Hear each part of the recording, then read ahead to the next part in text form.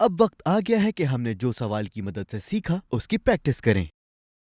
10 grams ice में पानी के कितने मॉलिक्यूल्स होते हैं?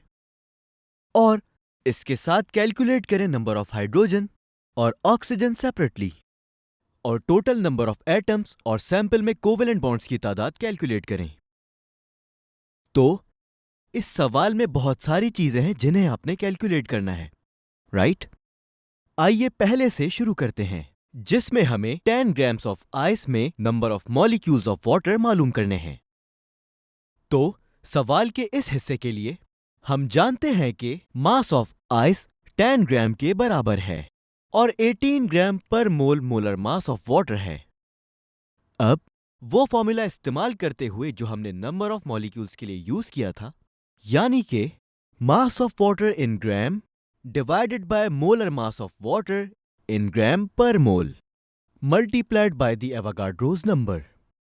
इस फॉर्मूले में वैल्यूज को रखने पर हमें मिलेगा 10 divided by 18 multiplied by 6.0 into 10 to the power 23 हमें देगा 0.55, और उसे एवोगाड्रोस नंबर से मल्टीप्लाई करने पर हमें मिल जाएगा 3.31 इंटू 10 टू द पावर 23। तो ये number of molecules of water होंगे। इसके साथ हमने सवाल का पहला हिस्सा मुकम्मल कर लिया। सवाल के दूसरे हिस्से में हमें नंबर ऑफ हाइड्रोजन और ऑक्सीजन एटम्स अलग अलग कैलकुलेट करने हैं, है ना? तो हम जानते हैं कि 1 मॉलिक्यूल ऑफ वाटर में 2 हाइड्रोजन एटम्स होते हैं, और क्योंकि हमने number of molecules of water calculate कर लिए हैं, इसीलिए 3.31 into 10 to the power 23 molecules of water में होंगे 2 multiplied by 3.31 into 10 to the power 23 hydrogen atoms, जिससे हमें मिलेगा 6.68 इंटू 10 टू द पावर 23। तो इस मॉलिक्यूल में मौजूद नंबर ऑफ हाइड्रोजन एटम्स ये होंगे। नेक्स्ट, अब number of oxygen atoms calculate करते हैं। हम जानते हैं कि एक मॉलिक्यूल ऑफ वाटर में एक ऑक्सीजन एटम होता है, बिल्कुल सही। तो 3.31 into 10 to the power 23 molecules of water will contain 1 multiplied by 3.31 into 10 to the power 23 atoms of oxygen, यानी कि 3.31 into 10 to the power 23। हमने सिर्फ इतना किया कि सिर्फ नंबर ऑफ एटम्स को number of molecules of water से मल्टीप्लाई किया है। काफी सिंपल है ना? ओके स्टूडेंट्स, अब अगले स्टेप में हम सैंपल में मौजूद नंबर ऑफ कोवेलेंट बॉन्ड्स को कैलकुलेट करेंगे। हम जानते हैं कि एक मॉलिक्यूल ऑफ वाटर में कितने कोवेलेंट बॉन्ड्स शामिल होते हैं। जी हां, बिल्कुल ठीक कहा, 2 कोवेलेंट बॉन्ड्स।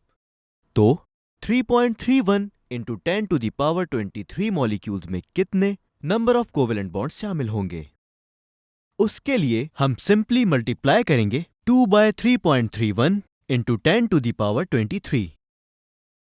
ऐसा करने से आंसर मिलेगा 6.68 इंटू 10 टू द पावर 23, जो कि सैंपल में मौजूद नंबर ऑफ कोवेलेंट बॉन्ड्स होंगे। आखिर में क्या हल होना बाकी रह गया है? वेल, अब हमें total number of atoms of hydrogen और ऑक्सीजन को कैलकुलेट करना है, जो कि बहुत आसान है। कैसे? इसकी वजह यह है कि हमने पहले ही नंबर ऑफ हाइड्रोजन एटम्स और ऑक्सीजन एटम्स को कैलकुलेट कर लिया था, है ना? आपको अब सिर्फ इन दोनों आंसर्स को ऐड करना है।